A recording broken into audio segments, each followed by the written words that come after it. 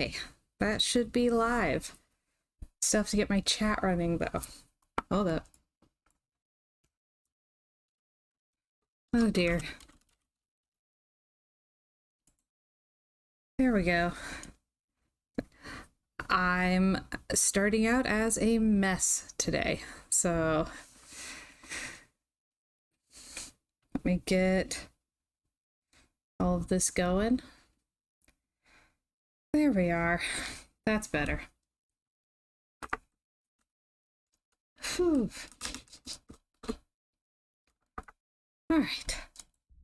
So, I'm running a little bit behind and hoping that this all goes well. Okay. Hi, Luciation. Glad you could make it. Okay. Just one of those days where like every step of getting everything ready went a little bit wrong. All right. Resume game.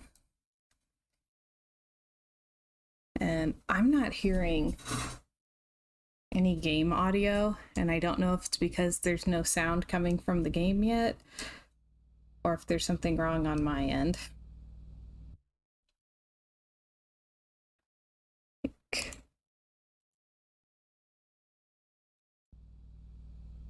Okay, I can hear something. So, oof. And I am very, very glad that I left myself a note. Yeah, I'm not hearing like music or anything, but I'm hearing footsteps. So let me, here, I can adjust this a bit. All right, that should make the game audio a little louder in comparison with me talking. Okay, I'm a professional. This is going swell. No, I'm very glad I left myself a note for what I was about to do last week. So, all right. So we have stuff to zap. Whee! All right.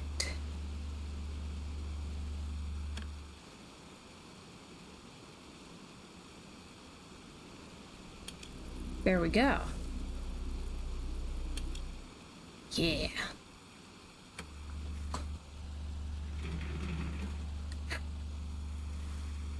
Okay, back in the game.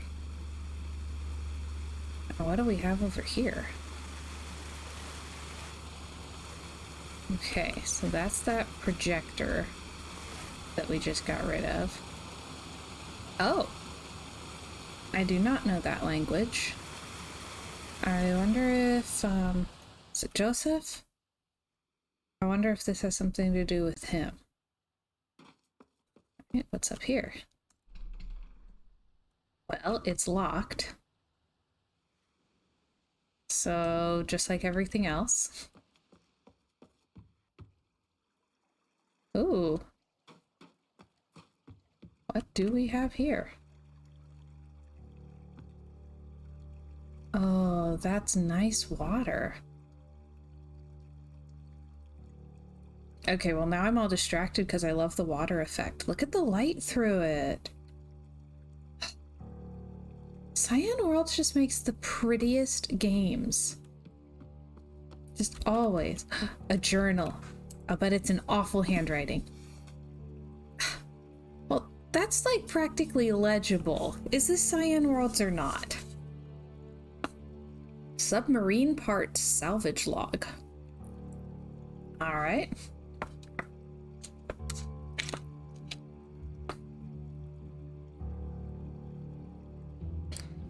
So they're salvaging stuff from a submarine. I really like the journal. That's pretty. Again, easily distracted. Oh, there's more stuff up there. Okay, so they're disassembling a submarine.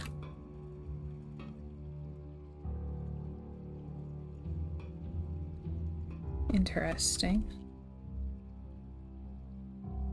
Oh, is it a nuclear submarine? I don't know. The game will not let me fall down that. Kind of them, but also, how else am I supposed to get in? Ah, well, it's a submarine that has torpedoes. So that's a little unsettling. Ooh.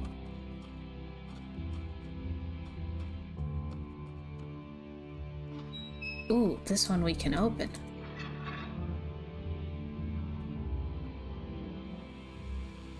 Okay, so that goes back up to the entryway. What else? Yeah, what's on the other side of this? Oh. Well, we can't do anything there. There is something up there, so is there a way to get to it?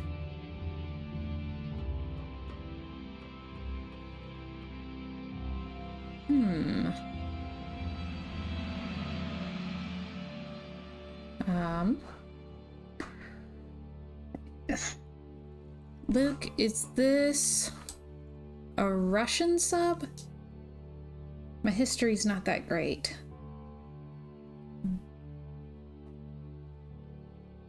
It's got a big red star on the side.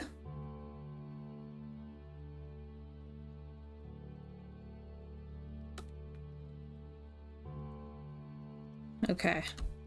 I'm literally basing this off of, like, a superhero who has a red star insignia and is Russian.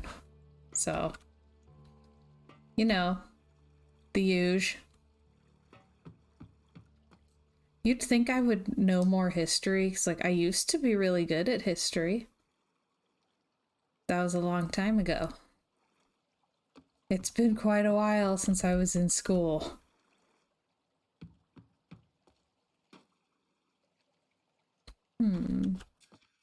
Oh, whoops. Okay. Forgot what that button did. Okay, how do I get up there?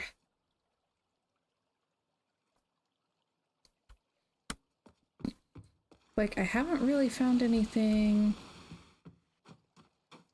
I haven't really found anything down here.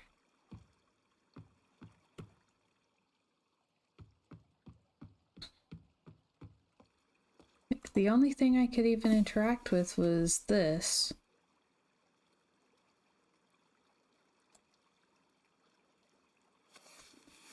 So... Okay, Red Star is like the Soviets. Okay.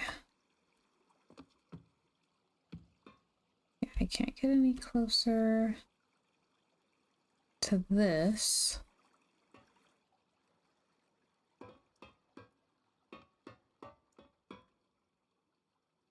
How do I get up?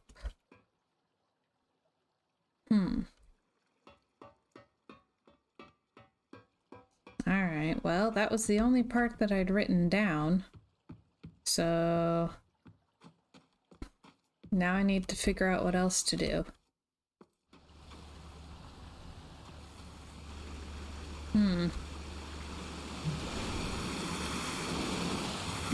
It won't let me get in the river either. Okay.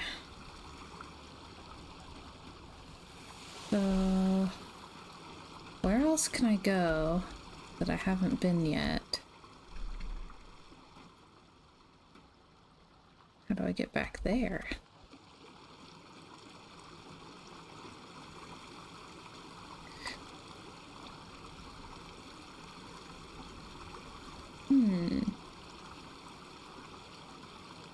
Oh, wait. Okay, it zaps you to the opposite side of the thingy. The dome. Actually, it's probably a full sphere. Alright, so can I find a place that will zap me there?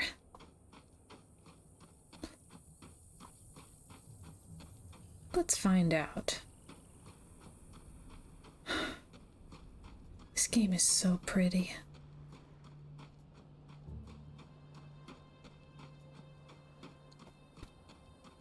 I just keep getting distracted by the prettiness.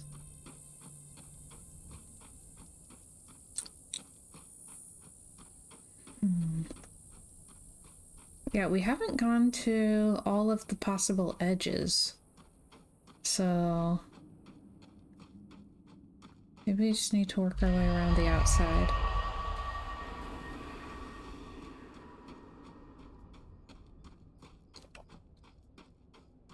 Ooh.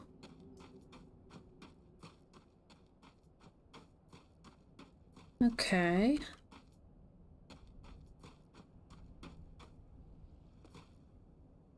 Well, this is close to where I wanted to be, but not quite it. I need to be over this way just a little bit more. The graphics are so pretty. Oh, okay, so everything is flipped.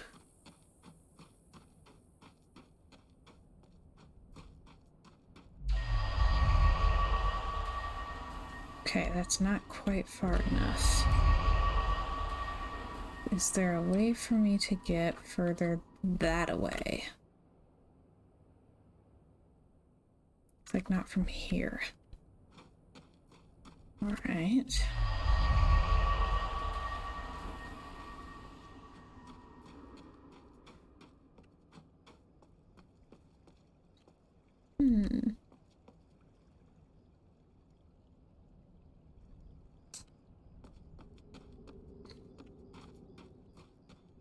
Gosh, so pretty. They did the tops of the trees really well. Dang. Okay. Like, I keep meaning to be all, like, chatty and engaging, and I keep getting distracted by the pretty graphics. Okay, this is that area.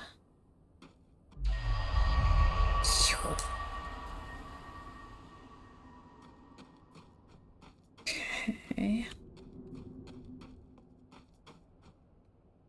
So...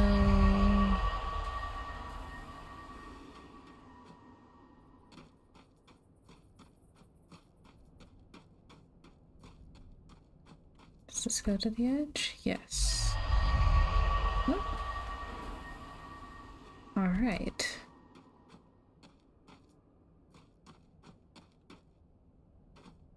Okay, this is where we found that whale. I remember seeing the whale. It won't let me up there. Can't do anything over there. Okay, then what else can I do back here? Yeah, this is just that spot where you turn around. Right. Ooh.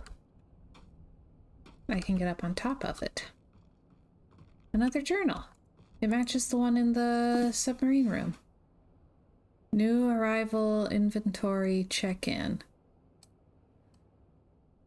Okay. Various country flags. Back half of a pickup truck.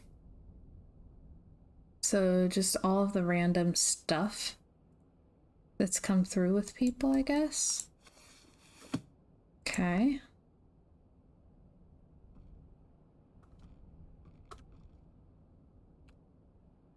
Anything else?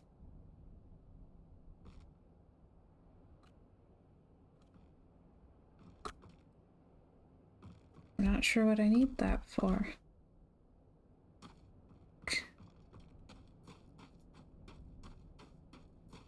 Oh, what about up here? Oh, this looks more promising. Slightly terrifying. Ooh. Okay, I did find something. It's a sort of terrifying elevator.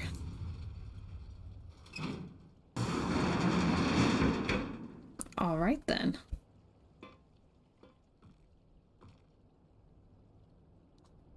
Cones mean we can't go there.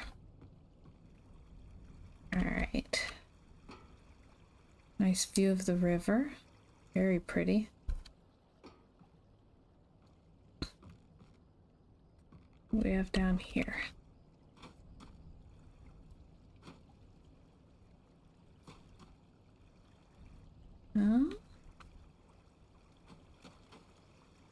Like back this way, not much. Gosh, it's so pretty though. If we go around this way, can I get into the garage from here? Like the gas station?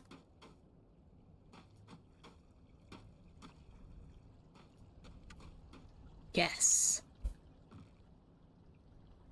All right.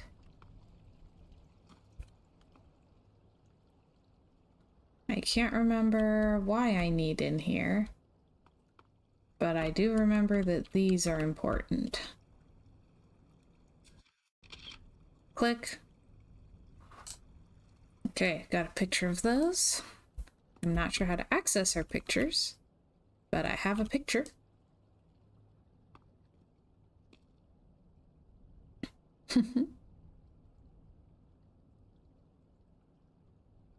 All right. Oh, freaky machine. Okay.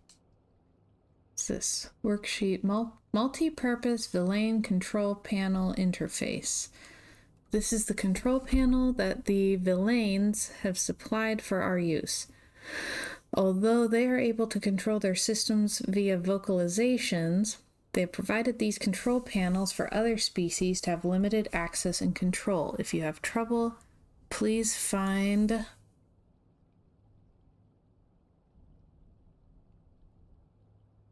Not sure what that says. Maybe Noah? For help.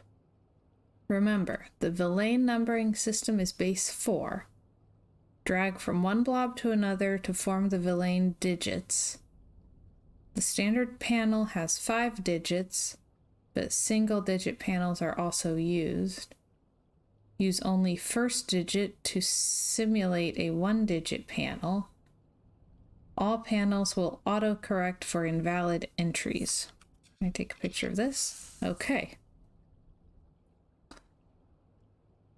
And I guess that's examples of the numbering system, but it doesn't say which numbers each thing is. So I suppose we'll have to play with it to find out. Ooh. Okay. Well, what can I do with this?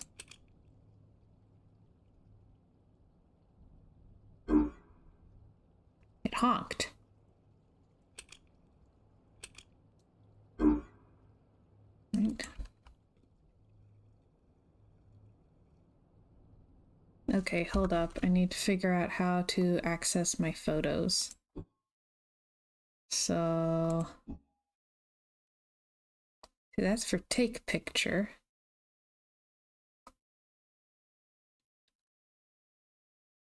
Is there something for view pictures?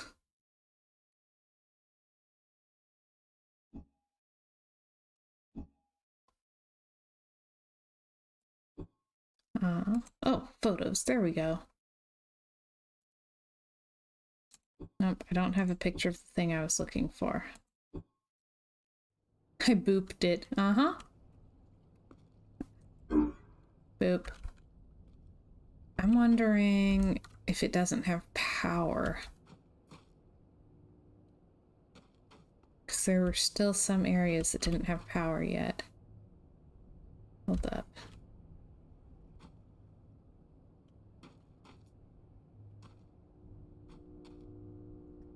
Okay, somewhere there's got to be like a door, right? Oh, what's this? Ooh, fuse panel. Whoop. Okay. Garage downtown. Okay. Ooh.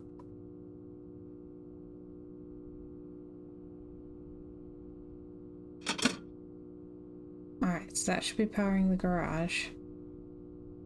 Maybe? Junkyard, bucket, cave, sphere, tower, Farley, CW. Looks like that one I can't do anything with, but that's powering everything else. So... Okay, lights are on now. Oh, yep, there we go.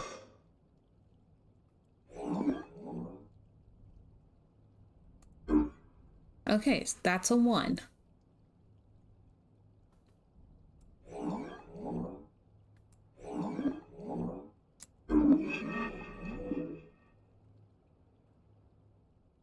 And that's a 5. Okay.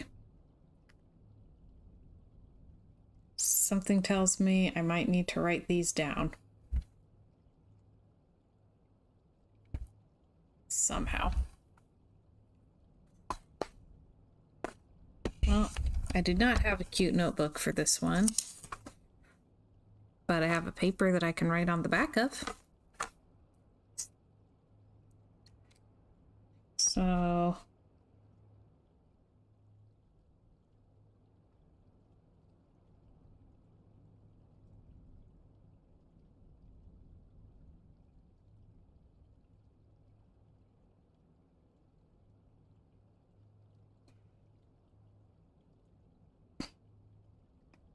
we've got 1 and 5.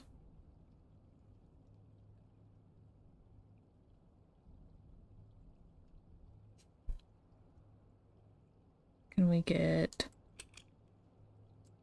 What else can we get? Ooh, okay. It'll tell us. So 2 goes there. Oh, whoops. Oh dear. That brings in too many options. Don't like that.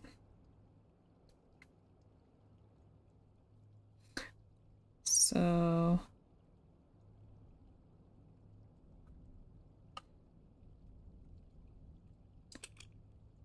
yeah, I don't like the multiple digit ones. Oh, okay.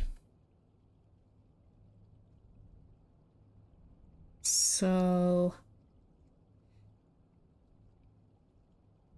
if you put 1 and 4 on it, then it makes 5.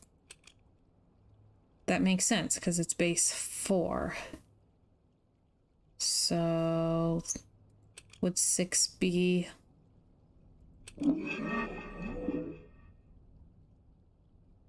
yeah, 6 has 4 and 2. Okay. What about 10?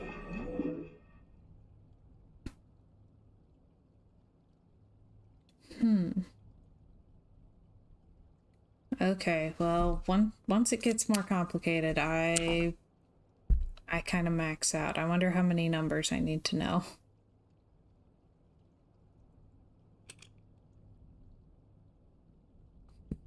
Like, wait, what's 8? Okay.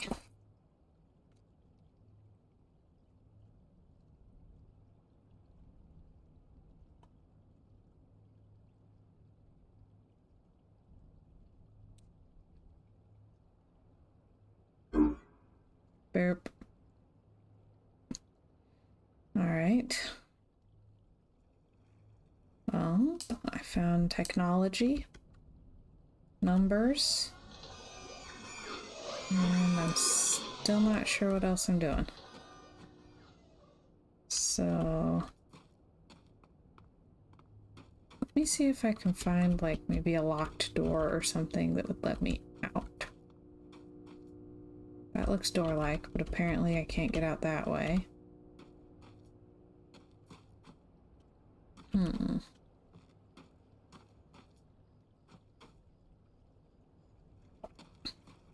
Nope, can't find a door.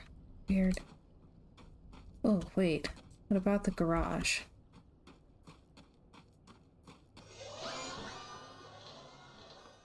Oh, yes. Ha ha ha.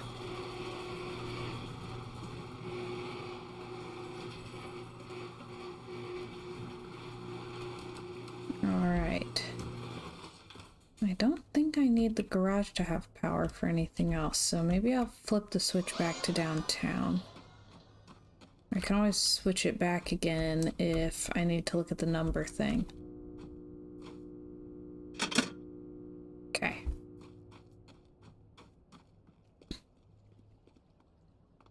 Alright, so now we're back here. Oh, wait, if we can be back here,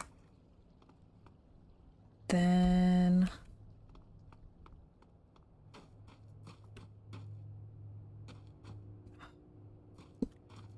No, I don't know. Okay, what about this? What do I need to do over here?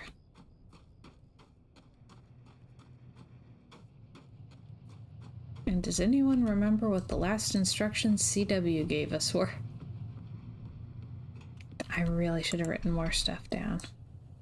Okay, that's locked. Why is it locked? It has a power cable going to it.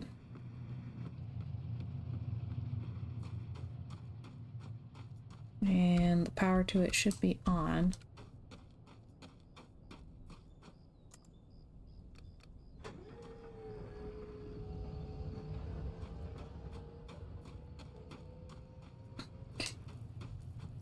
Don't think that just moving this is gonna do me any good. I think there's another piece still missing. Dag, that's pretty.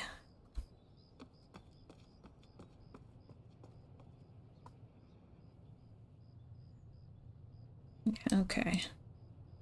There's something up there. Might be able to get in through that. Alright.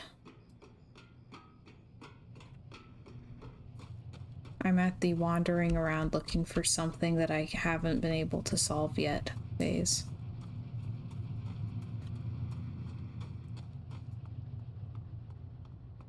Is there anything in here?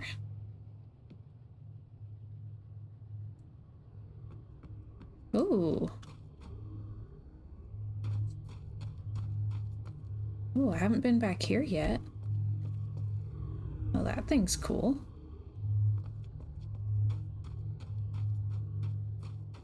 Wonder what's going on with that.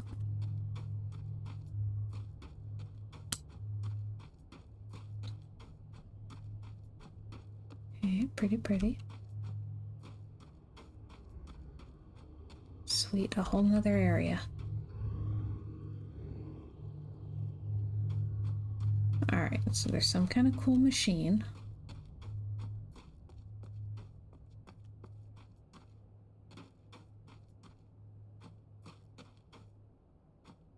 Ooh, another way out and around. Alright, let's try it. Where does it go? I guess. Alright, where are we?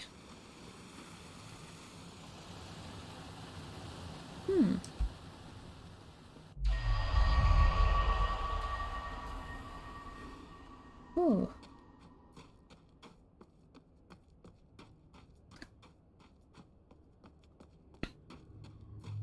Well, this is nice. I love this. Alright, where can I go in real life that has a passageway like this? I'm guessing Arizona.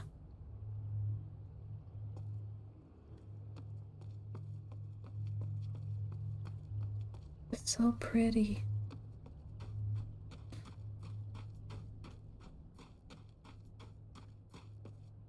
Okay. Ooh. Interesting. Oh. Ooh.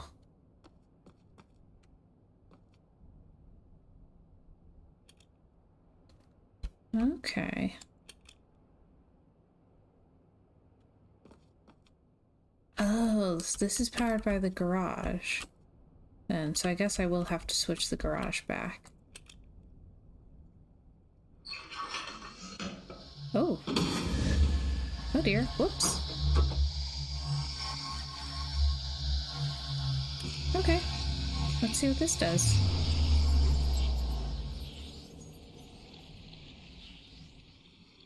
Okay. I appear to have dematerialized. Oh, pretty. Okay. Oh dear. Oh, that's not at all what I was expecting. Well, the stone matches now. I think I might have accidentally transported to a different world. Yeah.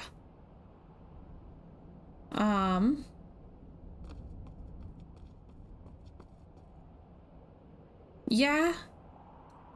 Yeah, I just accidentally transported to a different world. That's not what I was intending to do. Okay, then.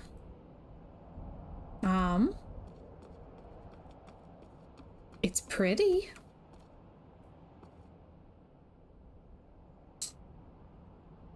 But also... What? Oh, that's real pretty.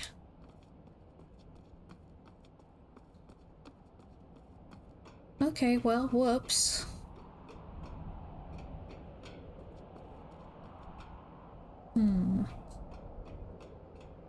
Okay, so apparently I need to figure out a way to rotate this. Right?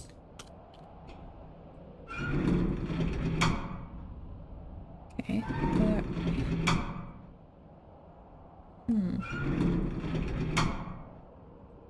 Oh, that's not moving.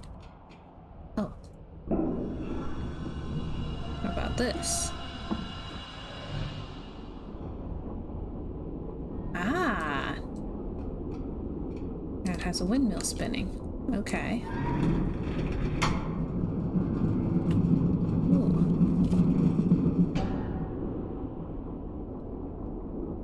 Also, that is very pretty.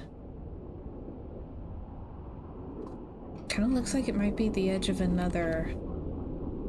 Is that a giant spider? I hope that's not a giant spider. I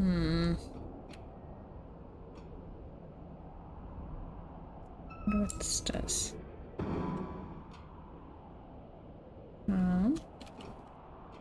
Okay, well, I have no idea what I just did. So... Oh, that is some kind of bug. Okay.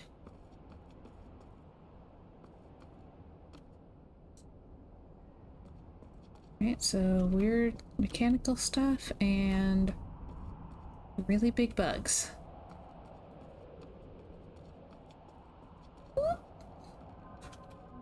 Oh dear. Oh, wait.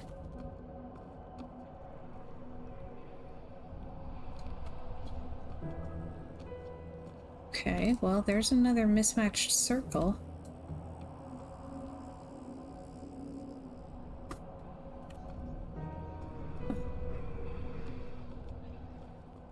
Very pretty. But yeah, Toto, we're not in Hunrath anymore.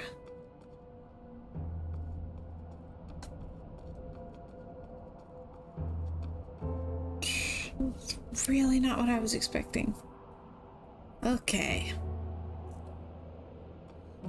Welcome to somewhere, I guess?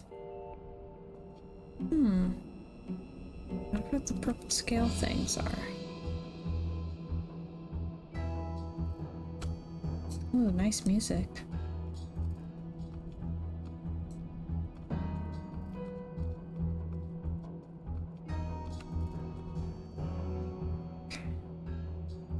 Cool. I don't know, maybe a temple? Kind of has temple vibes to me. Oh. Bugs are flying away. Is there something I should know about that they don't? Or something that they know about that I should but don't? I swear I know how to speak English. Okay. Oh. I am very lost.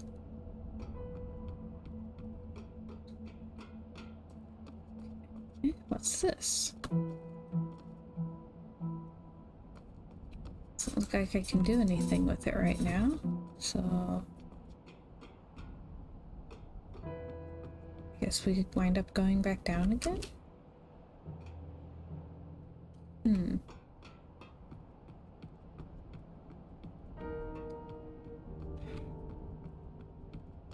Gosh, this game just has the prettiest graphics.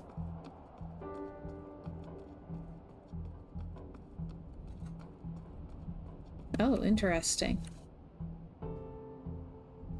Location says that would be so scary to be alone there. Honestly, I'm getting a little bit scared. It's like, this isn't even real, but I'm feeling very like I'm feeling very abandoned or something in this game. Like, very alienated. Yeah, this looks like something from Atlantis: The Lost Empire. Let's try up here.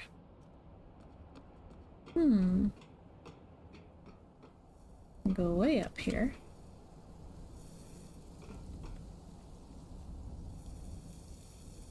What's that noise? Oh, they have a big tree too. Okay, because there's a big tree with red leaves in Hunrath. And there's one here too. And because it's a Cyan Worlds game, the tree is at the center of everything, so...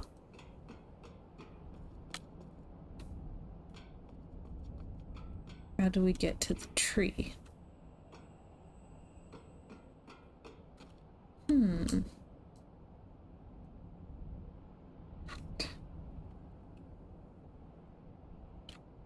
How do I get to anything, really?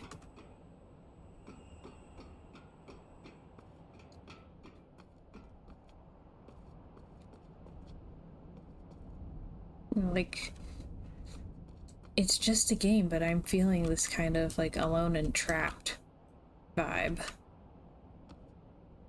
Ooh, is that portal back? That is a portal back. Okay, let's see where it takes us. Okay.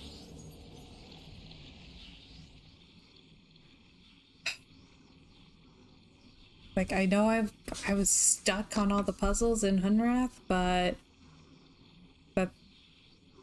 I'm still happy if I can go back to it.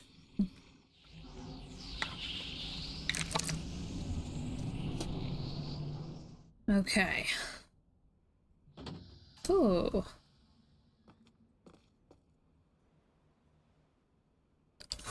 Oh, cool. Oh, this is that space there where there was like a rock that didn't match. Okay.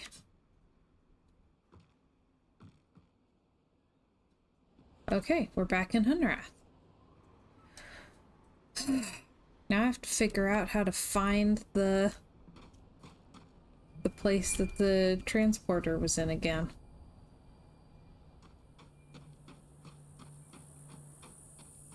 So, how had we gotten there?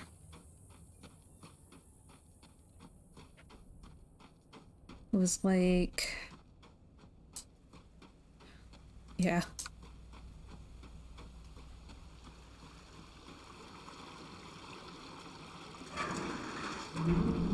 Okay.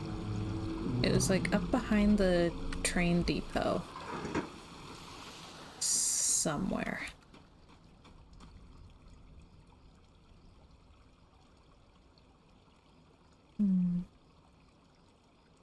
Okay.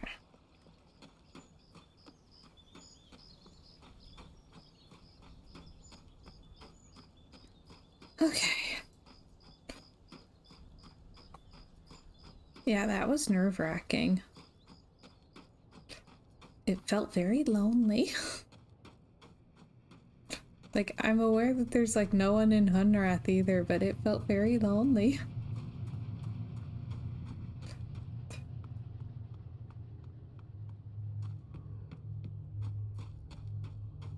Okay. And we didn't even explore everything back here either. What's in here? Let me guess. It's locked. Ooh, wait. Farley's vault. We'd found a note that it's her, like, house number backwards. So if that's her vault, then we just need to see what her house number is, and we can get in. Okay.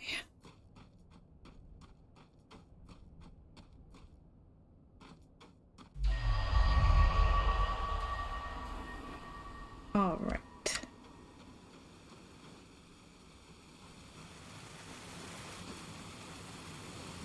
Oh, okay. So we're up over the waterfall.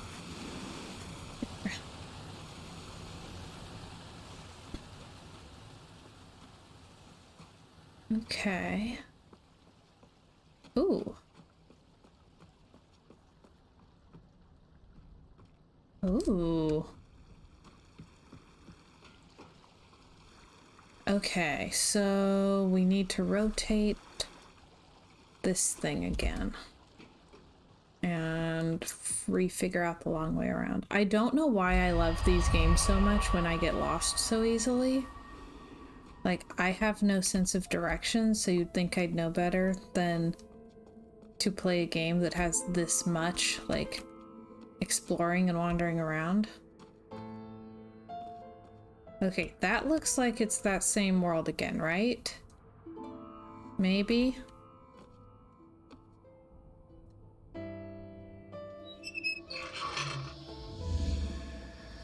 Yeah. That has a green light, and I think green light is that world that we just went to, and yellow light is Hunrath.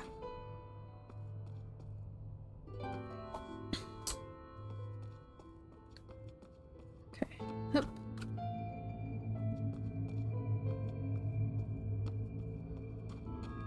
Well, we got cool views. Okay.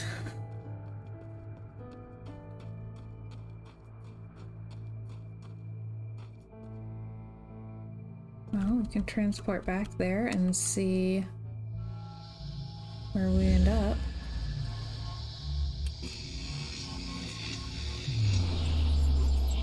At least this time we know we're going to a different world.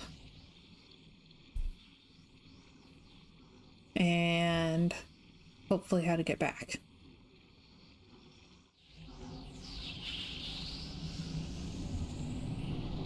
Okay. Okay. Oh. Hello. Why do they have lights here?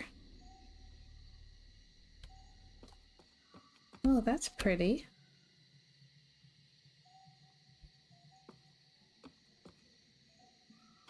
Oh, cool blue mushrooms and everything. Very lush. Ooh.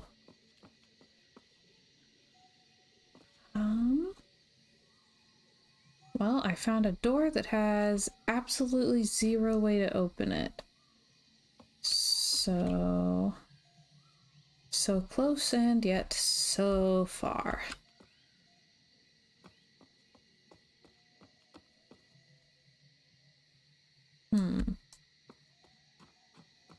Wonder how I'm supposed to open it.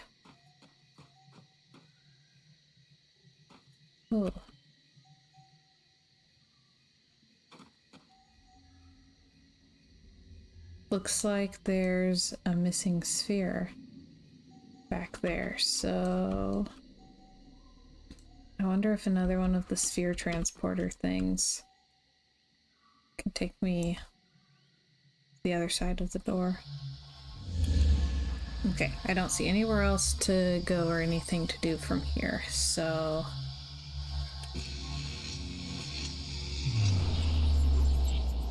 Okay, transport back. So we have two things to do now. It takes a while to find the things to do, and then it takes a while to figure out how to solve them, but at least now I have things to do. So I need to open that vault using Farley's house number.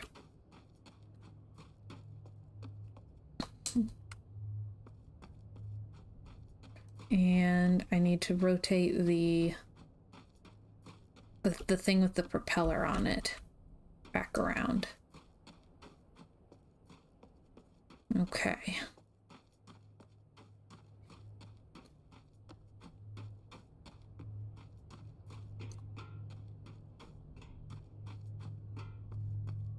Right, pretty cool. Ooh.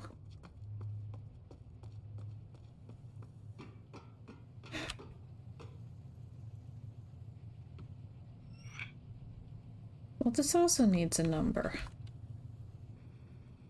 Okay, how am I supposed to know where to put numbers in? I only know one number. Alright, fine.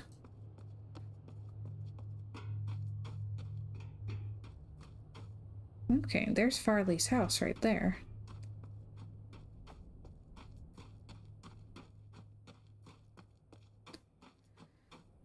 But we don't have like a quick way down or anything. I don't technically know the number yet. Like, I know where to get the number, but I have to go and find it.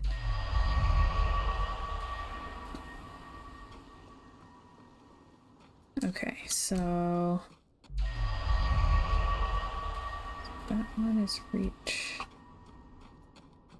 up here.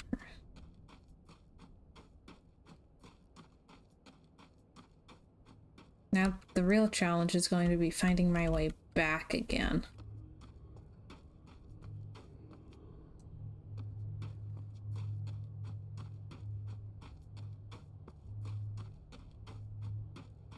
Because, like I said, notoriously bad with directions.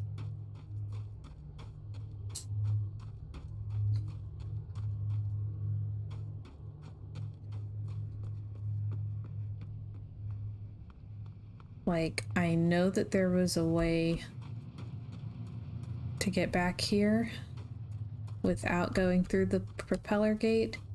I cannot remember what it was.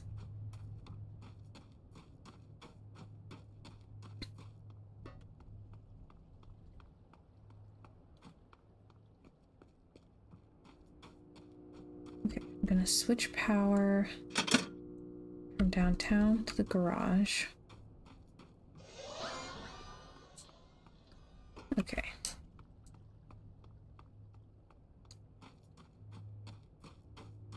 And then we're gonna go back out the propeller gate.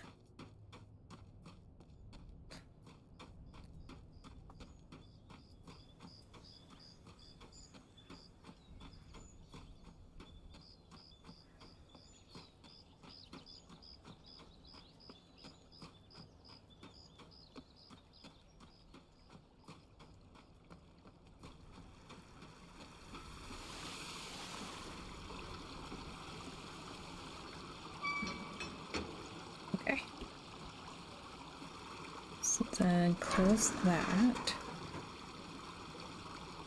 Oh, whoops, other way. Duh. Okay. Now we can close that. Alright.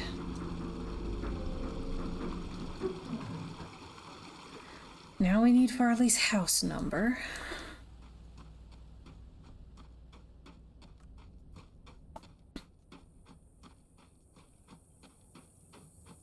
And then need to somehow figure out how to get back there.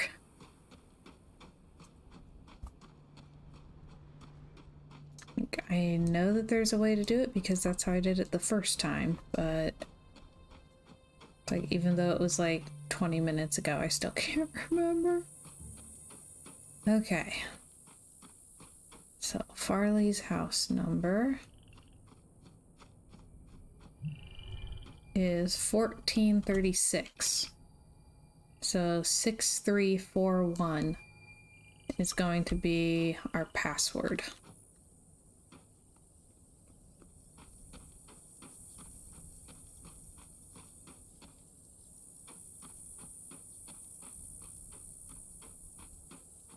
Okay.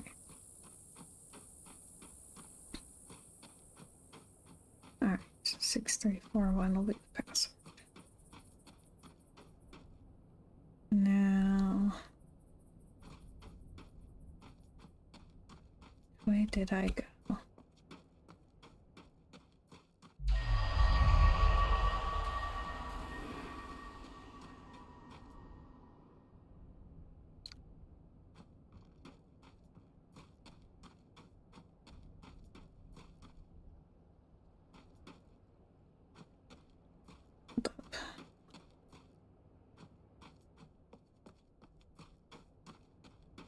Okay, because there was this one.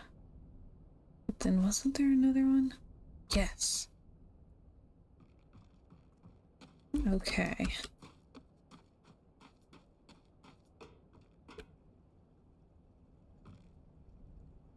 Not for crying out loud, really? Wait, another button. Yes! Okay.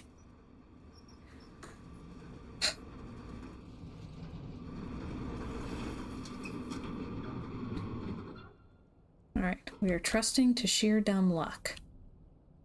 Because that's the only way I actually solve puzzle games.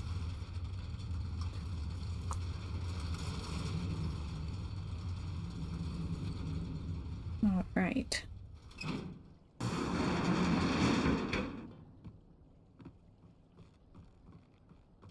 Okay, I'm back here where I need to be.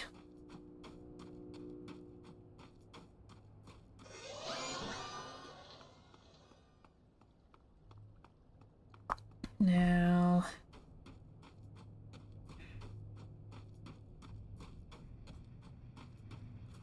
I know how to get to the one vault.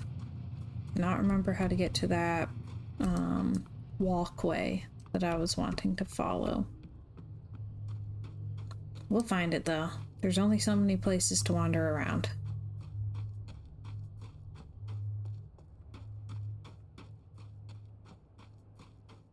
Okay, so it'll be 6341.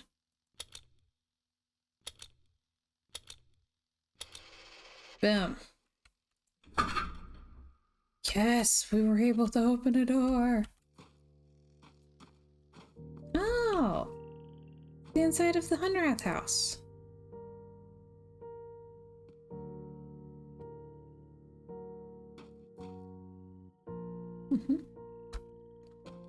Oh, journal. Welcome to Hunrath. Please give us a bit of information about you so we can get to know you a little better. Name, date you came from. Please use 4-digit year. Where you came from, country and city. Circumstances under which you were taken. Please note any danger you noticed. Okay. Emptied and filed. 12,000 AH, 13,000 AH, 15,000 AH. Okay. Samuel Cannon, maybe. January 2017. Samuel Caron? Manakara? Oh gosh, I cannot read this handwriting. It's Madagascar. I had just arrived and was driving my supply truck along the coast south of word I can't read cannot tell what this handwriting font says. So yes, very strong cyan vibes. When I recall being washed away and the seed appeared. 15.257 AH. Male, 61. Below that, oh dear, I can't read that name either, but 1942 March, Germany. The last thing I recall is a large rumbling while I was hiding in the cellar of a vacant building. I ran toward a bright light in a stairwell. 15.841 AH, male, 26. Maria Gallego, September 1988, Cozumel, Mexico, on my boat in bad storm. 16.023 AH, female, 46.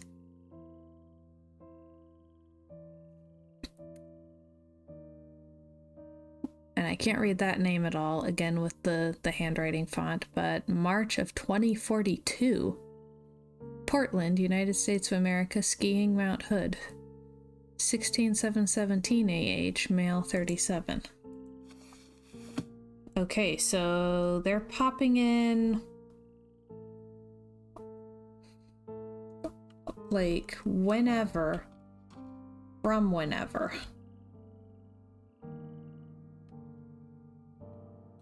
Interesting.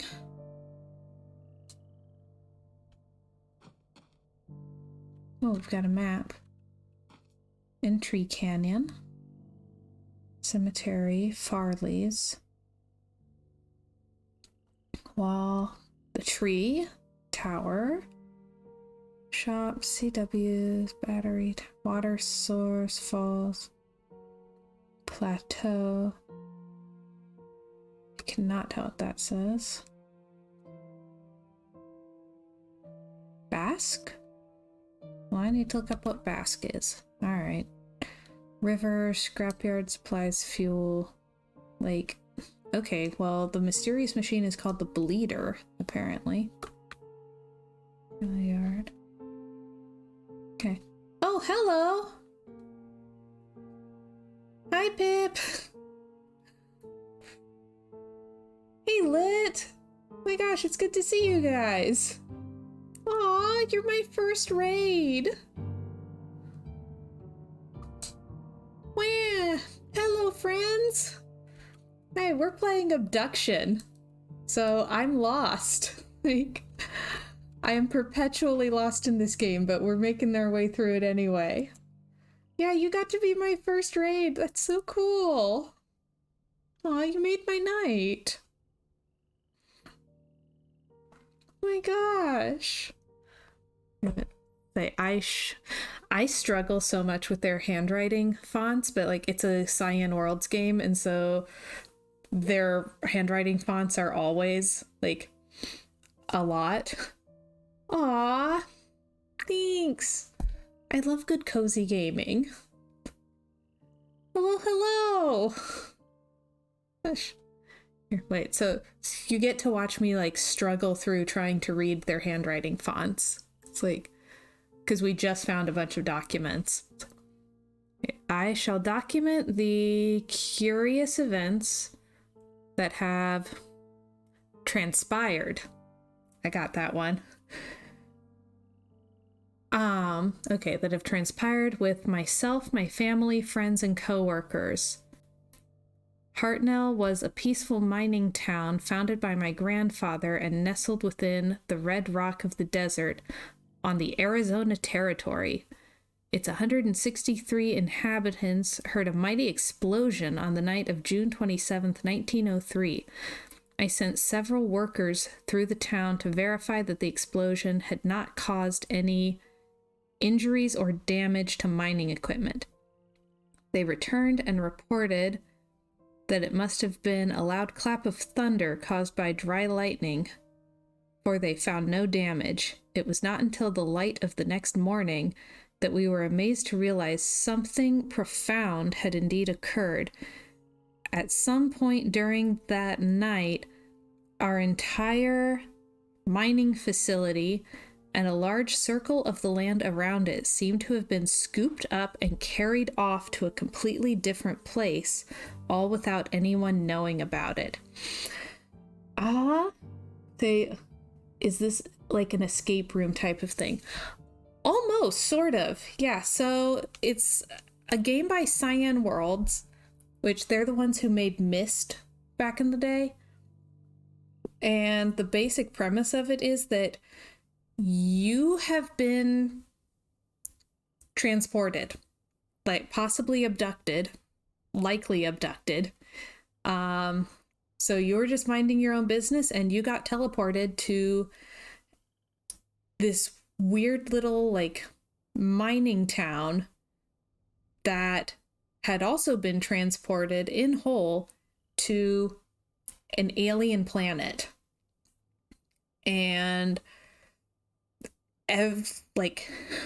everyone in the town is missing except for one guy who's locked himself in a vault. So you're trying to figure out how to like basically you're trying to figure out what's going on and how to fix whatever it is. The entire landscape outside of our circle of desert could only be described as alien. Large floating rocks could be seen in the distance. No one had ever seen anything like it anywhere on Earth. We fully explored our new surroundings, hoping to find a way home. No way home was ever found. In fact, we soon discovered what we take for granted now. Not only could we not get back home, we also could not access the landscape outside the desert. Curiously, we discovered that a flow of water was provided from a high point of rock, and we discovered a small tree growing on the very center of the circle. Oh. Our central tree that is so important to our lives here was just a mere sapling back then. All right, thanks so much for coming by, Pip. I really appreciate it. It was good to see you. Okay, so yeah, there's like a dome around this mining town, and when you try to walk through it, on one side, it zaps you so that you're walking back in on the opposite side. But also, the thing that transports you looks like a seed. And they said that they found a sapling at the center of the circle that is Hunrath. So, did the seed that transported them there grow into this tree? I'm really curious about this now. Okay, species description, Mofang. Through ambassador seeds, the Mofang were the first non-human species humans were introduced to. An Liang, maybe, was the first to call the alien a Mofang, impressed with their advanced ability to imitate our sounds, movements, and mannerisms. Although they have a name for themselves, their language is mostly unpronounceable by humans. As a result, and because of their mimicry abilities, communication with the Mofang is primarily accomplished by their learning human language, rather than humans learning to speak Mofang. They have been able to learn almost every human language represented in Hunrath, enough to provide functional, if rudimentary, communication. The Mofang basic external morphology is remarkably humanoid. Bilateral symmetrical tetrapods. Bipedal, head with anterior facial features, mouth, eyes, nostrils. Other external features include minimal body hair and raised dorsal protrusions. Constitution is somewhat frail, due apparently to their thin and lightweight internal structure, but internal investigation has not been possible. Oh, you haven't been able to autopsy the aliens. That's too bad. They have ample cranial space to account for substantial brain, and their intelligence is impressive as evidenced by their advanced technology. Oh, okay, Roswell Grays. Got it. Yike. Arai. After a certain level of maturity and health of the tree, a passage opened at its base. This passage allowed contact with 2 additional species. The first contact was with the Arai. I have no idea if I'm pronouncing any of these right. The first contact revealed the Arai to be large beetle-like insects. Okay, is that the thing that I just found in that last world that we made it into? That was an accident, by the way. I did not realize I was going to be teleported to a completely different world. That was terrifying. Yeah. Okay, so we were unable to communicate directly with them in any way, but they appeared to have some rudimentary level of intelligence. It was Lorraine Toth who first made the journey through the heart to Kaptar and named both the New World and the inhabitants. Okay, so Kaptar is the name of that world that we wound up in. Sweet. The Arai have 3 distinct variants. They have come to be referred to as barnacle, beetle, and polyarch. Although their morphology is dramatically different from human, their internal systems, like all of our neighbors, are supported by similar atmospheric composition and basic nutrients. Okay, sweet. Oh, we did see barnacles and beetles, so yes, we had to have been in Kaptar. In their barnacle stage, the Arai are completely immobile. The Arai stay in this egg-like development state seemingly indefinitely. In order to hatch, they must be in proximity of a polyarch and fertilized by the beetles after a certain stage of maturity. The beetles are the eyes and ears, hands, and feet. With only a minimal nervous system of their own, they are essentially the sensory extensions of the immobile polyarchs. They are able to execute simple commands, but apparently have very little in the way of individual sentience. Okay, so those are drones. Yes, we saw those. The Arai polyarchs are the intelligence and consciousness of the species. Although it was obvious that there was intelligence behind the species, it wasn't until Caroline Farley began spending large amounts of time in close proximity that deeper communication began. With a room nearby, Farley was the first to communicate non-verbally and learn much about the species, including some historical information. The Arai species survived in their world while several other sentient species came and went. Among them, an ancient species who formed a deeper relationship with the Arai, carving temples and dwellings for them in the rocks. Okay, that's why we found a ruined temple. And later, a more recent species that took over much of their homeworld. This latter species was especially adept at mechanical construction, using it mostly to capture and process large flying creatures using the beetles as bait. Ooh. Okay, so steampunk whalers? All right. Villain.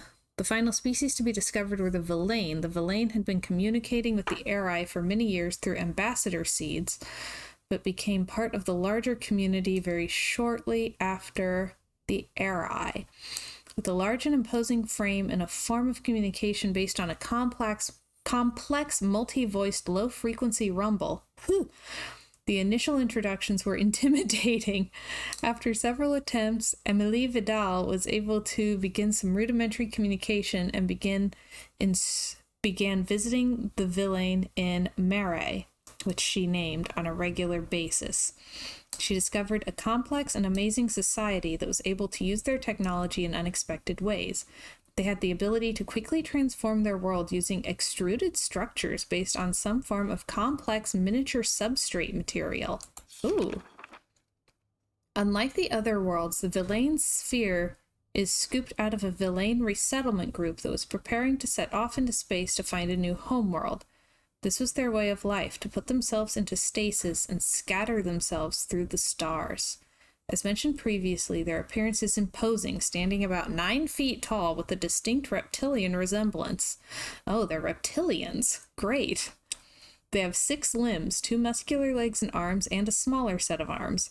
They control every aspect of their technology with their vocalizations, but over the years they've created control panels based on their number system that allow other species to easier access elements of their technology. Oh my gosh.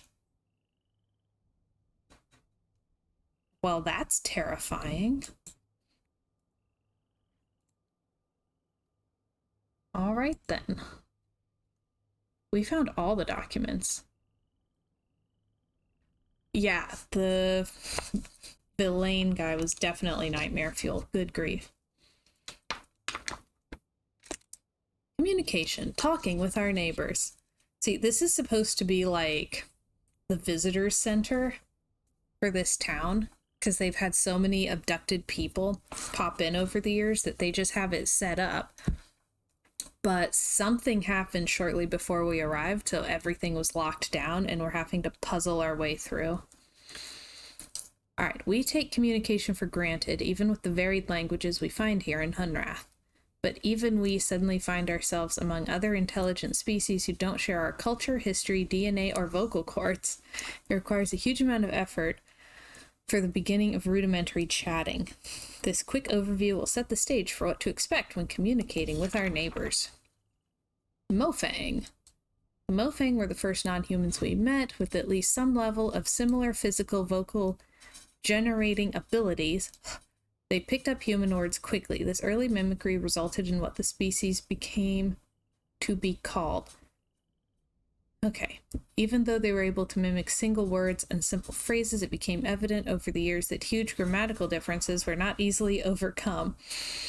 Some have proposed that the difficulty may have arisen because the Mofang insisted on attempting to learn every human language, and as a result, were never able to lock on to any consistent grammatical structure. Okay, I can kind of relate to that, actually. Nevertheless, in spite of the rudimentary sentence construction, it has been very easy to communicate, and it has been unnecessary for us to learn their language beyond a few simple phrases and proper names. If you'd like to learn more about communication with the Mofang, please contact Tam. Unfortunately, Tam is not here, so I can't talk to him. All right, Villain. The Villain have presented a particular communication challenge. From what we can gather, they produce sounds using two large reed-like structures inside opposite sides of their heads. The vibrations generated are channeled to resonance chambers in their skulls, where they are combined into a complex low-frequency dual tone. The low-frequency bitonal sounds are not only hard for humans to hear and resolve, but impossible for us to mimic. And the Villain's hearing is also oriented toward low frequency, so they are unable to hear most of the sounds associated with human speech. That's really cool world building, actually.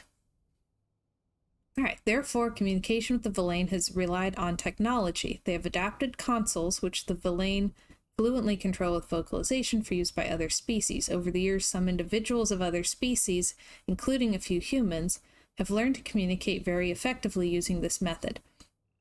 Humans have been able to pick out some higher frequency characteristics of certain key Villain words over the years, and although we can't speak to them in a way that the Villains can understand, we are occasionally able to hear and recognize these words when spoken distinctly by the Villain. If you'd like to learn more about communication with the Villain, please contact Vito. Again, no one is here, so I can't talk to any of them about this, and I would love to because it's languages. Gosh. All right, Eri. None of the stages of the Eri morphology have any vocalization apparatus. Because of the obvious synchronization of the barnacle flash and the ability of the pawns to provide for and address the needs of the polyarchs, it was assumed that the species could communicate effectively. It was not until Farley began to spend large amount of time in the polyarch antechamber that the first clues to this communication became evident. After months of research, Farley began to have limited success with receiving some kind of simple messages that were coming from the polyarchs. It is apparent now that the polyarchs had been attempting to communicate the entire time, but they themselves had been experimenting with various channels until they finally got a response from Farley.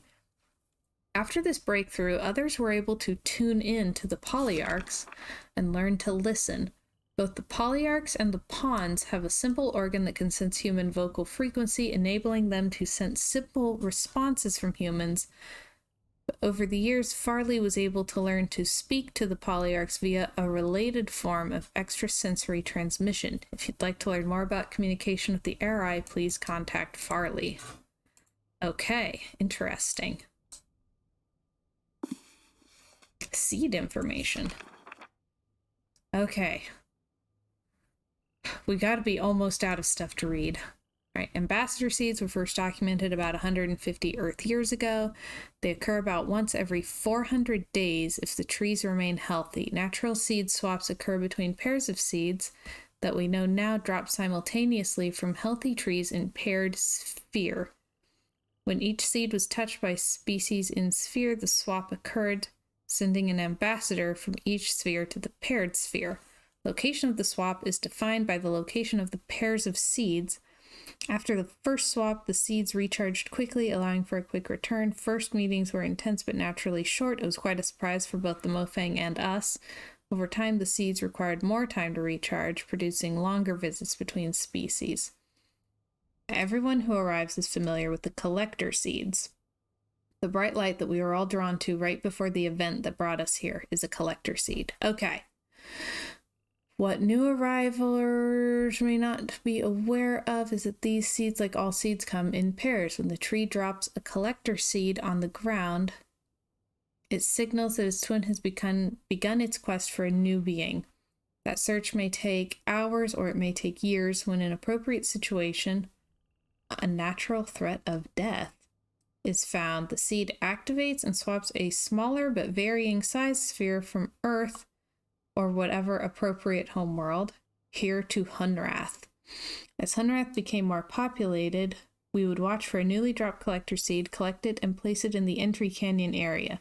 This allowed us to provide a more predictable entry experience for new arrivers and provide a single area to collect any resources that may have come along with the new arriver. Unlike ambassador seeds and mother seeds, collector seeds do not seem to survive. The inner core is spent, leaving only the lifeless outer husk. Okay, mother seeds, postulated but unverified, first suggested by Alima Hamza. The notion of mother seeds extrapolates the behavior of the lesser seeds to a superseed. She posited that the process that actually created the paired spheres was similar to all other swaps but on a much grander scale. The idea is that two seeds, possibly from a mother tree, were scattered on the galactic winds to find appropriately similar environments. When matches are found, some process was triggered that swapped large portions of landscape between vastly different worlds. Alima further noted that the trees' locations in the center of the sphere suggested that the trees grew from these mother seeds. That's what I was saying. Because of the similarities, it has been conjectured that reswapping the entire environment spheres might be possible with the larger scale version of the ambassador seed machines. Oh, okay. Okay, so could we swap all of Hunrath back to Earth? Could we get home like that? Ooh.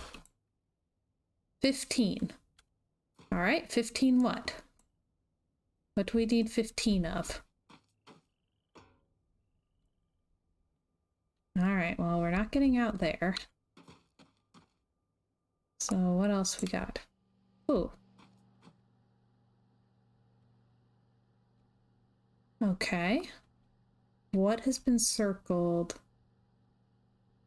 behind the tower? Great, more mysteries. Everywhere we go, we find more mysteries. Oh, wait, can I unlock this? Okay, yay, we can get out again. What else? Aww. Stuffed bear. Ooh.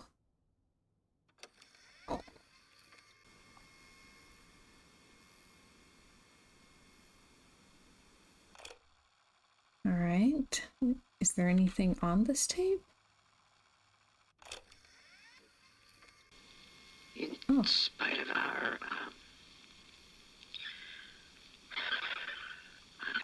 Okay. Do we need to go back more? Okay. Let's try it again.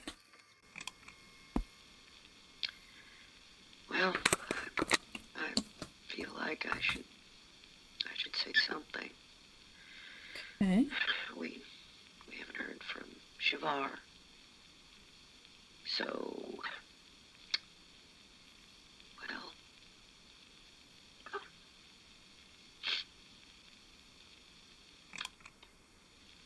well, should we assume that Shavar. Well, the attack is inevitable. We just don't know when. So, Shavar and her family, and others she trusts, I guess. Well, they'll arrive when they can, without giving, like covertly.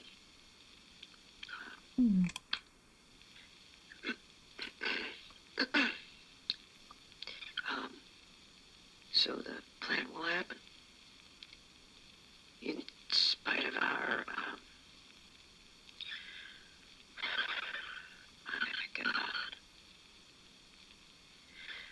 we're locking down as much as possible here and moving everybody out. CW will stay here, and I'll go to Murray at the last possible moment. Most are gone. There's just a few left here now. The mayor got out early. I don't even know why I'm recording this. It's like somehow we'll live on or something. I guess this has meaning if someone listens, but who? A new one? A new arriver. Oh, God, the kiosk out front. I need to update that message.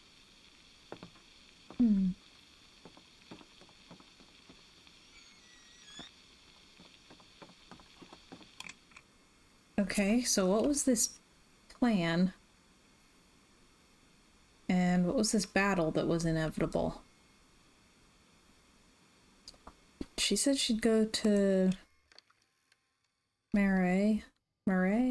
I already can't remember how she pronounced it. Dadgummit. She said she'd go through to there at the last possible moment. So maybe if we can find a way to Murray, then we can also find Farley?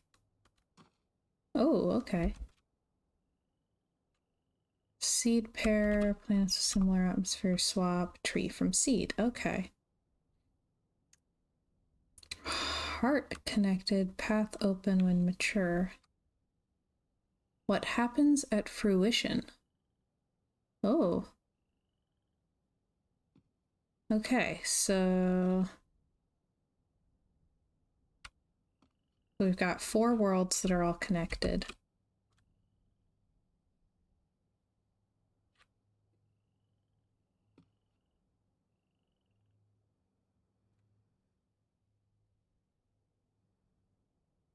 Alright, I think that's everything in here. So we have the number 15 for some reason. And something circled near the tower.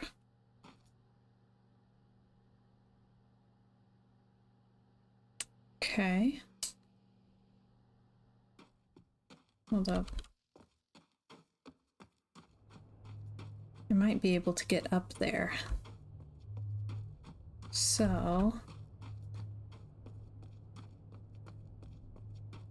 is this the way?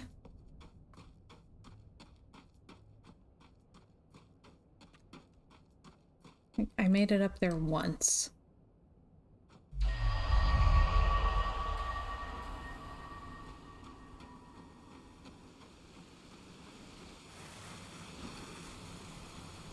Okay, this looks promising. Potentially. Oh, wait, is this that other place I needed to go? Yes, okay. We unlocked a couple of areas, so this was the other one.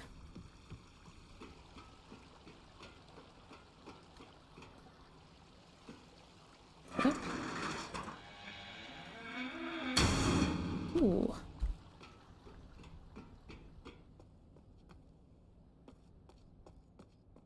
Alright, so what's through here? Oh gosh, that's pretty. I'm aware that the photos feature is supposed to be for, like, taking pictures of, like, puzzle relevant things. But also the game's so pretty. I can take pictures like a tourist in an alien world. What is this?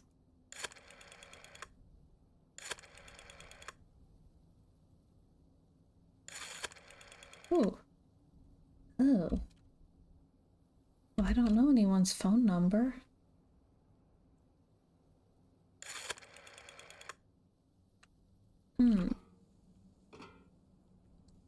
Okay.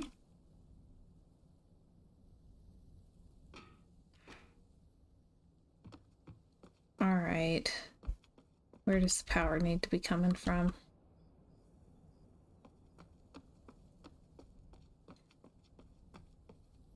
I'm guessing I need this number. ET phone home?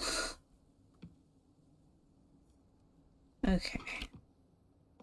So it looks like I need maybe like a 5-digit number to put into there in order to get the elevator working. Okay. Well, let's see where that other path went.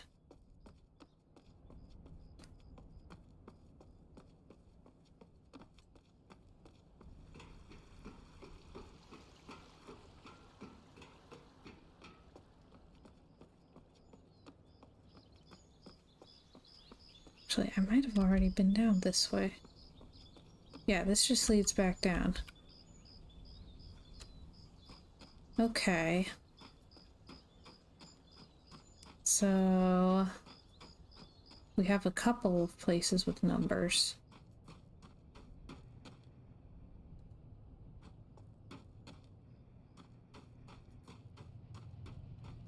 That one doesn't have any kind of number pad or anything. I have no idea how to get in there. So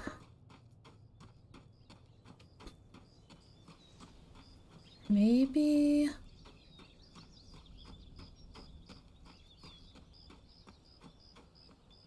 if I can find my way back up onto the wall to the part that I was specifically trying to get to.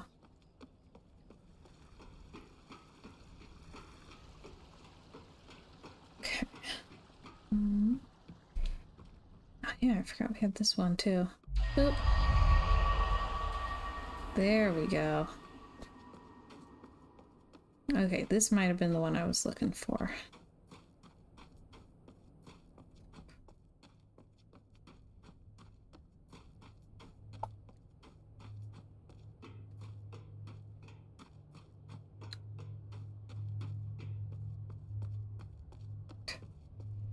Yes. I don't suppose this will take a 2-digit number.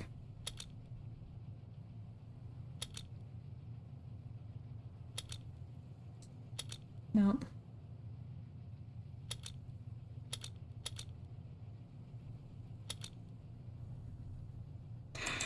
That one needs a 3-digit number, but we only found a 2-digit number. Okay. Well, that's a little frustrating.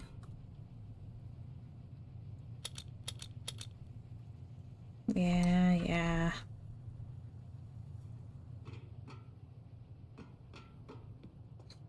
Okay, what else can we do then?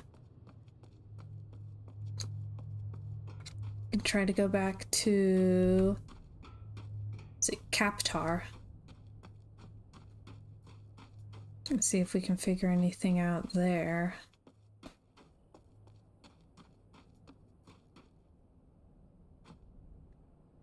It wasn't this one, though. Where did I leave that transporter? Oh dear.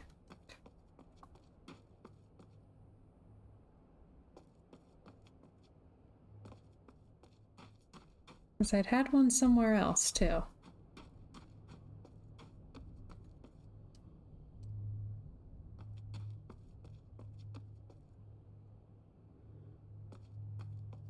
Oh, it was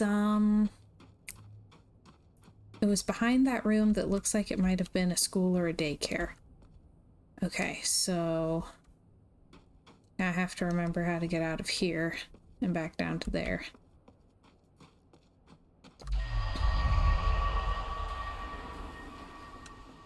There's too much teleporting. I can't think with portals this well. Alright. Is it this way? We'll find out.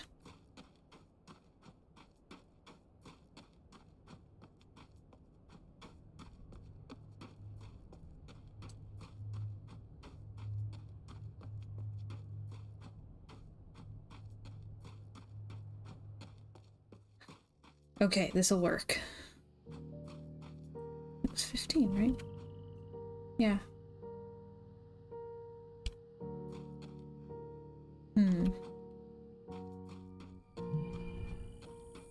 Okay, well, we don't have anything that needs a 2-digit code. We have a minimum of 3 digits.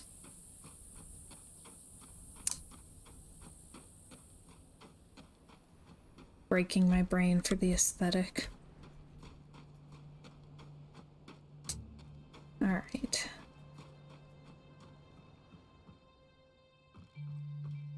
Yes.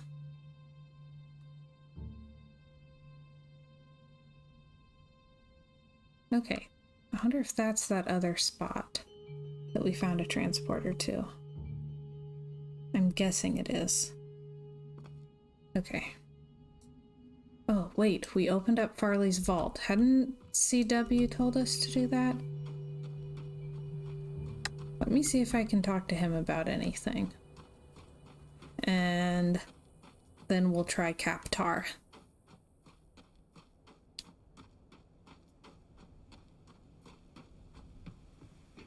Help!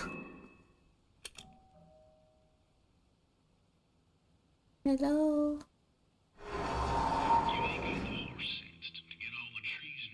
Okay, get all the trees and roots connected.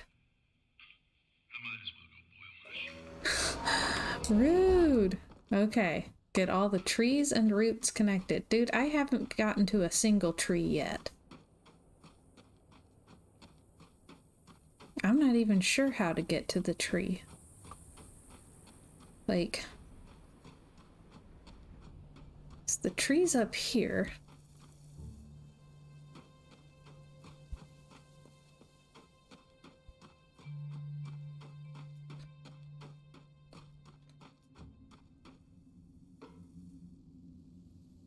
But there's nothing to open this door from here.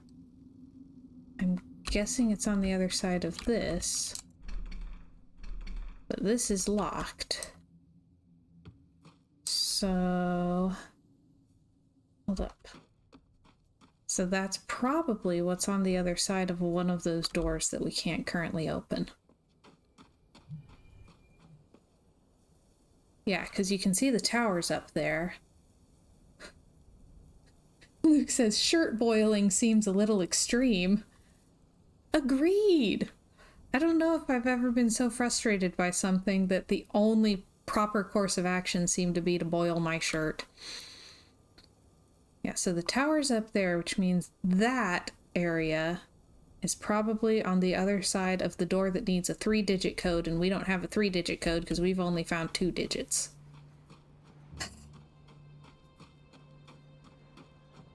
That was a sock boiling at most. Gosh.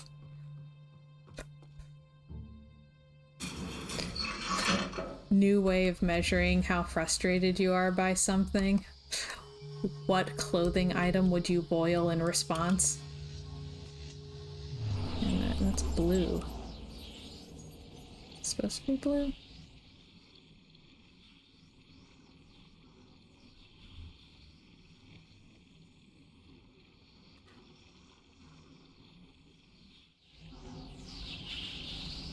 Okay.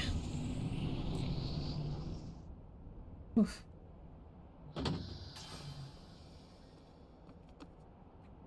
Alrighty.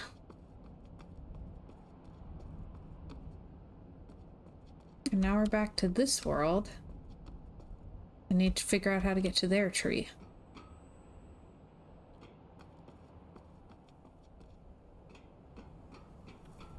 So... their tree is back there.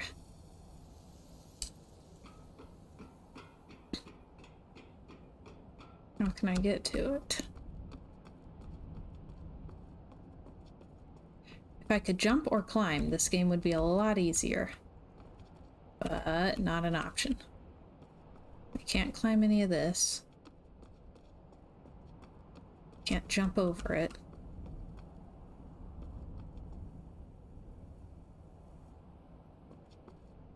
So, is there... like, where is there an opening? Like, maybe down there? No. I haven't even found, like, levers to manipulate the machinery yet. So... alright, it looks like I need to find a way over there. To that side.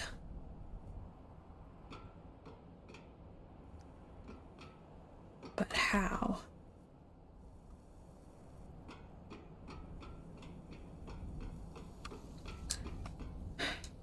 I would appreciate it if this game came with a mini-map.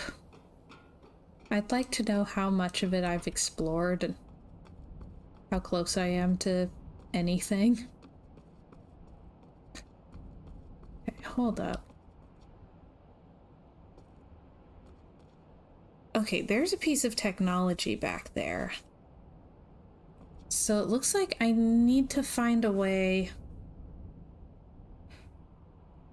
to have that sphere in Hunrath and use a different sphere to get here so that I can walk through this way.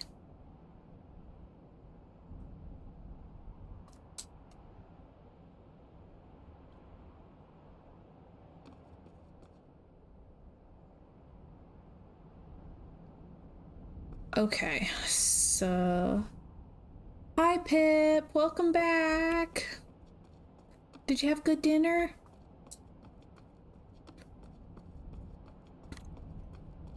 The guy who is giving us the puzzles to solve is so frustrated with our lack of success that he's boiling his shirt.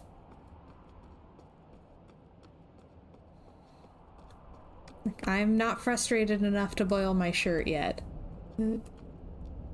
Oh my gosh, you had chicken tacos? That's what we're having tomorrow.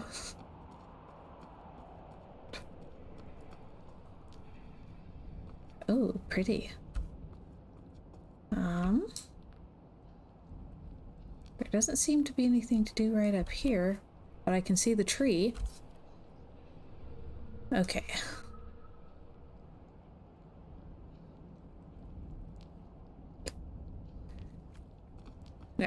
You know what? I never thought of boiling my shirt, but I do think I've had a few times in my life where shirt boiling seemed like the only way out.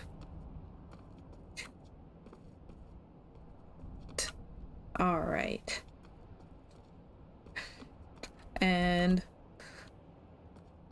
Luke here, the moderator in the chat, is my husband and is obsessed with tacos, so... well, I thought I was going back the way I came, and apparently I wasn't. I'm now in a new area. I swear half of the new areas I find are because I thought I was going back the way I came. Okay.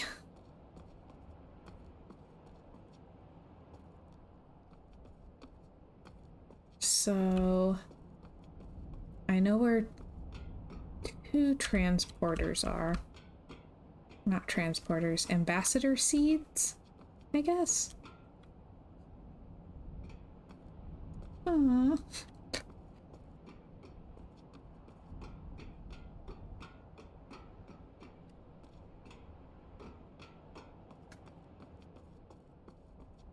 Yeah, his 3rd book is like almost ready, and it's really exciting. Ooh, what's this?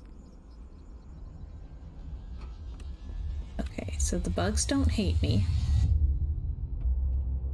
Good to know.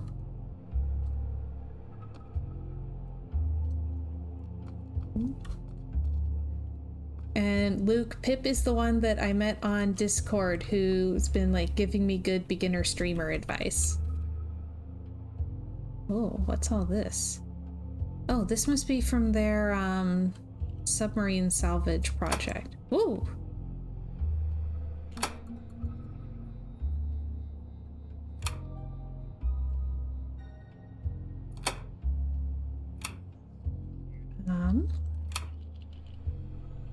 Oh.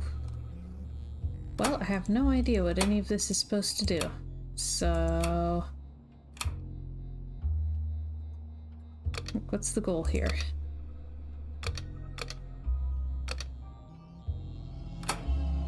Do I want to have it so like just the 1 and 5 are lit up?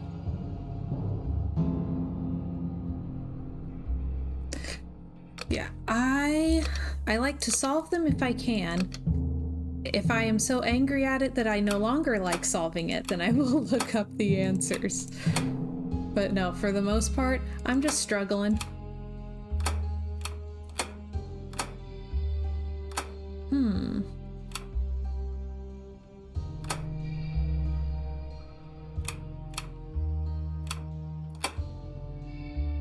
Oh, man, all of these do things. And I cannot keep track of what.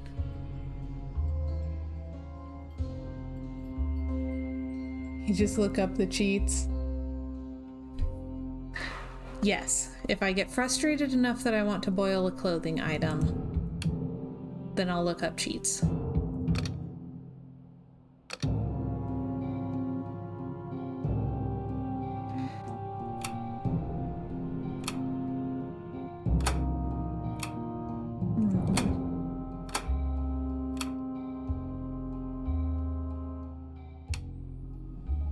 Oh. Yeah, I have no idea what the goal for this even is. Oh my.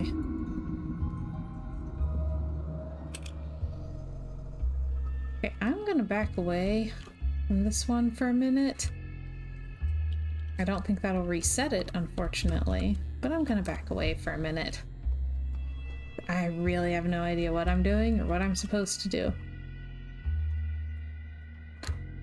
Oh, you just finished Shadow at the Water's Edge? Looked up all of the Sudoku answers. Okay, I love the other puzzles, but Sudoku gives me a headache. Like, legit. I'll still try to force myself to do it because, like, dadgummit, I'm supposed to be smart, I can do this. And, yeah, I hate it.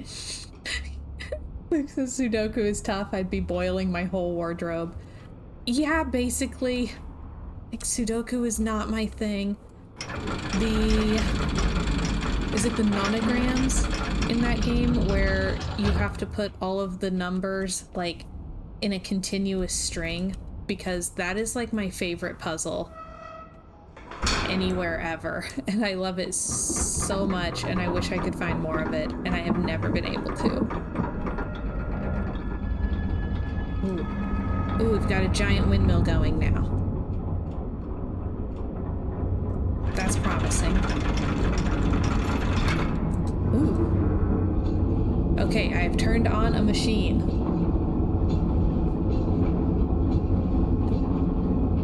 Yeah, people have said it's a simple concept, but I think something about them being numbers, it's just a huge thing of confusion. Yes. God. Like, if you make it symbols, I can do okay. Renograms, okay, because there's nonograms and renograms, and I can never remember which is which, because I never see those things called those anywhere else. Okay, we've turned on a machine. Ooh, this is accessible now. I don't know what it is. Oh my. Hello?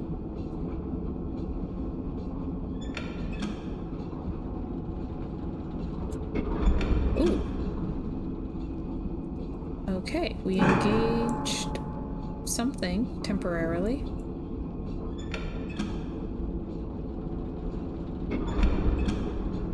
Alright, no idea what we're supposed to do with that.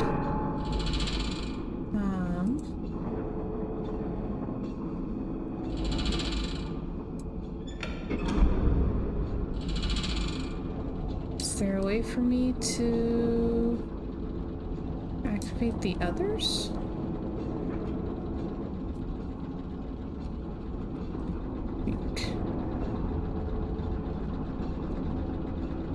Interesting.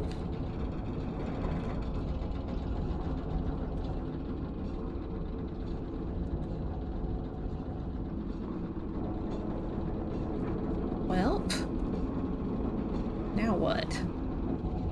I have no idea what I engaged.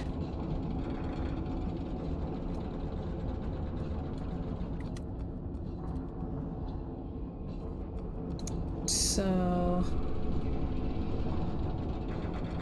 And I love Shadow at the Water's Edge. I play it quite frequently, but I don't finish it very often. Because usually I'll start playing and then I'll just get so caught up playing pachinko that I never, like, want to stop that part of the game. I'll just keep it in the part where I can play pachinko.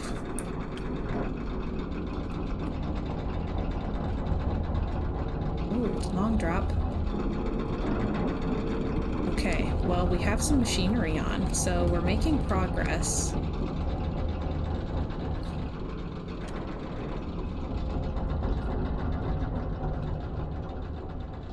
I'd only played it once before this. It was fun to revisit. Pachinko was fun. Yes, and I always want to collect all of the possible, like, rewards from the pachinko parlor. And so it's like I will abandon the rest of the game to play it like it's some sort of pachinko Pokemon. Gotta catch them all.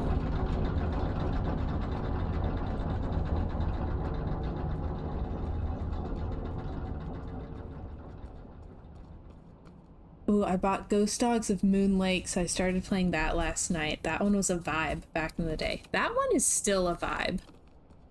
I love Ghost Dogs of Moon Lake. It's one of the ones I've replayed the most, partly because it's such a vibe. Like, I play the Nancy Drew games largely based on where I would like to be traveling. So, yeah.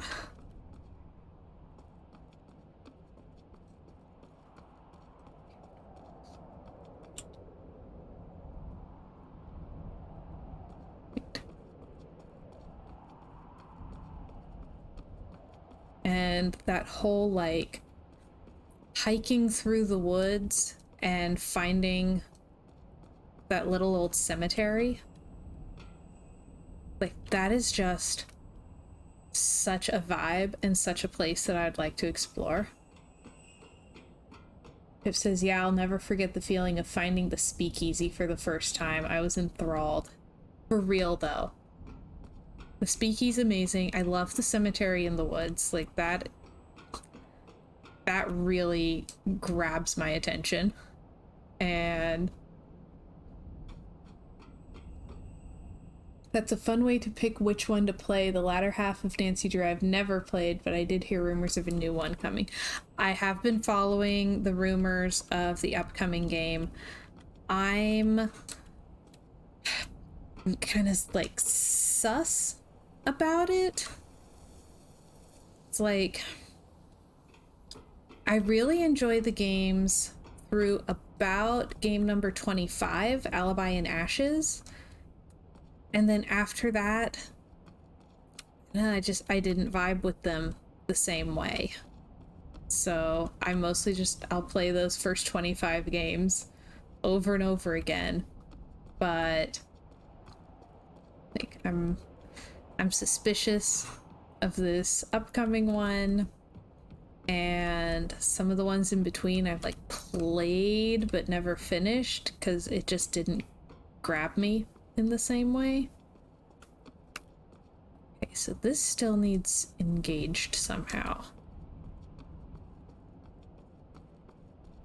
Yeah, I did see one of their teasers for the new one was that you're going to be, like, working as a barista at some point, and, like, that's a good detail to tease with. I'm intrigued by that.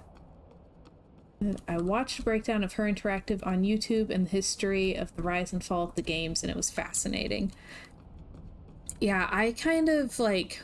It's one of those things where I looked into it after noticing something in the gameplay, and it's like, I'm sorry, what happened? Seems like they spread themselves too thin near the end, and it was their undoing. Oh yeah. Which is such a bummer, because those earlier games were such high quality. Like, so crazy good. Hold up, that's another sphere. How do we get to that sphere?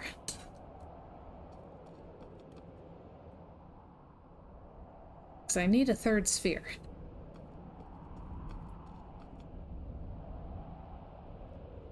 But they originally were doing a gun training computer program for cops, and they wound up making girl detective games instead? I mean, we love an arc, but that's quite an arc. Okay then.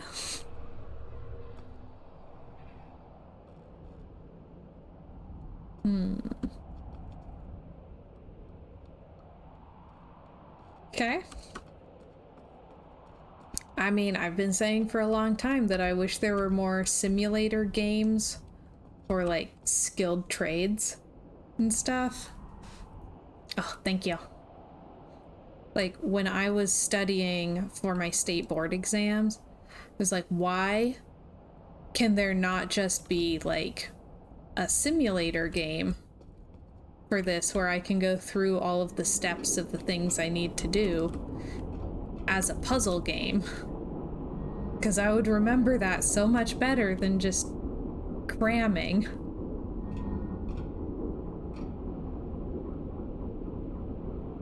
Let's see. Ah, thank you, thank you.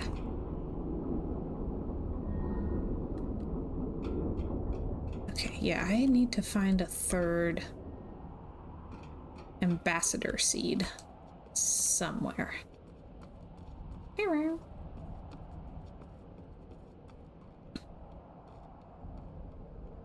Look, this sphere doesn't have a seed in it,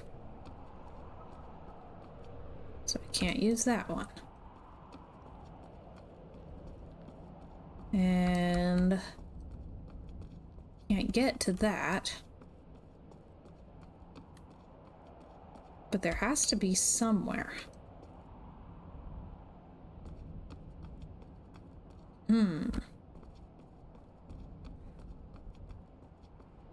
again, I have no idea, like, where I am.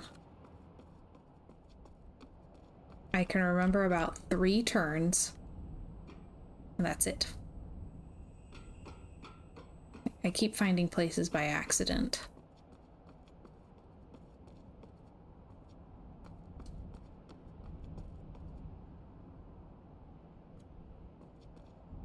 Okay. Right. Welcome. It's kind of long, but it was fun to delve into the history of it, especially because it was such a staple in my childhood. I was in the Her Interactive message board all the time as a kid and everything. Oh my gosh! I was not allowed in the message board because the internet is terrifying. Which, once I did get to do things on the internet, I very quickly figured out why my parents did not want me on the internet, and then I didn't want me on the internet either. So I think they did well. But yeah, I was so into the games. I played all of them all of the time. You can actually see... Ooh, Pip says, I think if my parents knew what I was doing, they would have banned me. Yeah, my dad was like a computer forensics specialist, so his entire job was like, or his entire specialization or whatever was like, you cannot hide anything you've ever done on a computer. Like, if it has been done on a computer, there is no way that you can erase it from him. So we all knew if we did something on the computer we weren't allowed to do, he would know. It was terrifying. So, like, talk about scared straight. Like, he could come home and tell us stories about data he'd recovered, and we're just sitting there like, yeah, and I haven't used the internet today. No, definitely not. Yeah. So, if you ever need to know, like, how to keep teenagers safe on the internet, apparently that's how. You can actually see this shelf behind me has my Nancy Drew book collection, because I got into the games from having been into the books.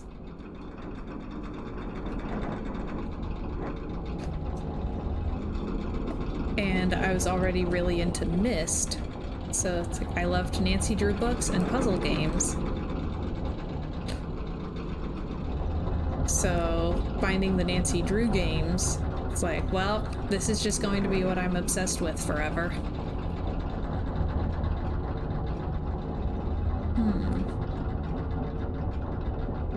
Okay, if I can't do anything down here, then what is that machine on for? That was the only part it would let me turn on. Oh, there's more path up there. How do I get to that? Okay, looks like if I can get up to there, I can drop that ladder down so that I can get back up to it from here.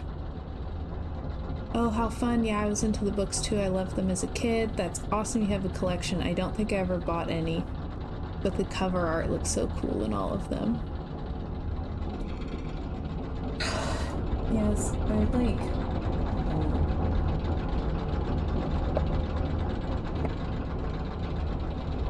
Yeah, I really like the old ones. Like, I have some of the ones from like the 90s, early 2000s, and I have some of the 50s and 70s, like 50s through 70s reprints. And then I have just a handful of the ones where they're reprints of the originals from the 30s. Okay, so this machine drops that ladder. So, if I can get that machine running. Oh, you've never even seen the old ones? Oh my gosh. Yeah, the 50s through 70s ones have like these cloth covers, printed cloth covers, and gosh, they're such an aesthetic pleasure to read. Like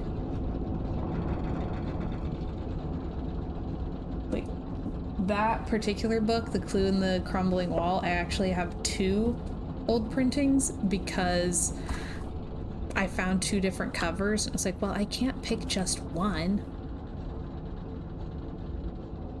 Okay, so what massively long number am I supposed to input here, and how?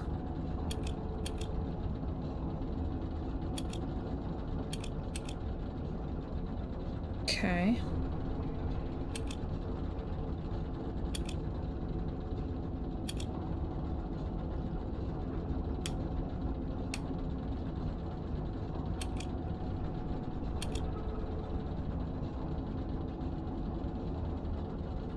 Right, this might be one where I would have to look up a hint of some kind. I'm not sure.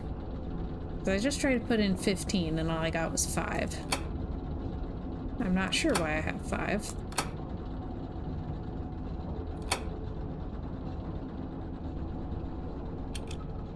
But apparently that's not enough. So... yeah.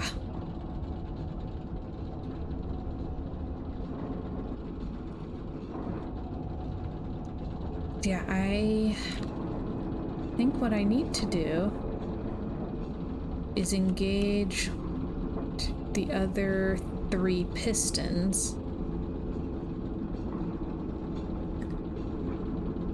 Oh, this game is called Abduction. It's like abduction, like alien abduction, but it starts with an O instead of an A. And I had to look it up when they released the game. So like, why is it spelled with an O? And it has something to do with something being hidden. I can't remember the exact definition. But yeah, it's Abduction, and it's made by Cyan Worlds, the same people who did the Myst games. They have... Okay, this game came out in 2016, and I still haven't fully finished it. Because I'm a fake fan. But they have a new game that's coming out, oh gosh, in like a couple of weeks or so, called Firmament. And so I really want to try to play through this game and have it finished, and then when I'm done with this one I can play Firmament. Oh my gosh, I tried to update it. Alright, no. I said when I started the stream tonight that for whatever reason it was a hot mess. Yeah, no, sorry. Oh gosh. Okay, it will definitely be fixed next week. So what I've been doing, I'm actually going to be wrapping the stream up here, because like we just hit the 2-hour mark. Yeah, so okay, I need to fix that for next week. But yeah, so most days I play House Flipper. Mondays I've started doing a block that I'm calling Mystery Monday. So that way I can play Abduction, and when I'm done with Abduction I can play Firmament, and then when I'm done with Firmament I can start playing Nancy Drew. And actually this Thursday I'm going to start playing Stardew Valley on stream. Yeah, for whatever reason I was like just an absolute mess starting the stream today, and it's like, this has been going smoothly for a while. Why is it rough now? I know what I'm doing this time. And still just a mess. But if it's still being listed on Twitch as House Flipper, that explains some of the like confusion and everything. So whoops. Yeah, so this has been my Mystery Monday stream for the week, and then tomorrow I'll be back to House Flipper, and Wednesday's House Flipper, Thursday is going to be Stardew Valley, and then Friday will be House Flipper again. So, but yeah, we're at 2 hours, and like that's how long I've been streaming for. So, and I just might look up something about this thing. Like, is there instructions somewhere, or am I supposed to already know the answer to this puzzle? Because if I'm supposed to already know the answer, I don't. So I'll probably look that up and cheat just a tiny bit before next week. Oh man, sometimes in our D&D streams, everything breaks at the beginning, and we are scrambling to fix it for 10 minutes, so you definitely aren't alone. Thank you. Like, sometimes I'm like ready to stream 5 minutes early, and I'm just sitting here and like, all right, well, here we go. We're ready to go. And sometimes it's like I start and it's like, oh, I didn't have anything ready. I really thought I was ready, and nope, nothing. Okay. So, whoops. But yeah, so hopefully that'll be smoother next time. But yeah, so I might cheat just a little bit and look up this thing before the stream next week. And I will actually make a note of that for myself so that I remember. Wait a minute. Look up. Alright, it's like a control panel in Captar. I don't know. I'll figure it out. Captar control panel with giant number.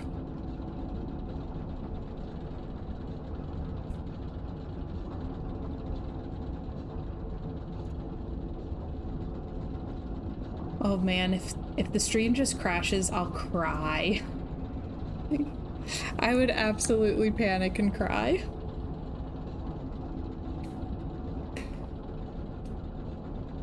Yeah, all right. But I'm going to wrap up here. So I'll end the stream and save my game. But thank you all so much for watching. I'm so glad that you could, like, make it and come hang out with me. I really appreciate you spending your time here with me. And yeah, I'm so glad you could too. It was really great having you here. It was very exciting. So yeah, thank you all so much for watching, and I hope you have a great evening, and hopefully I'll see you next time. Bye, everybody.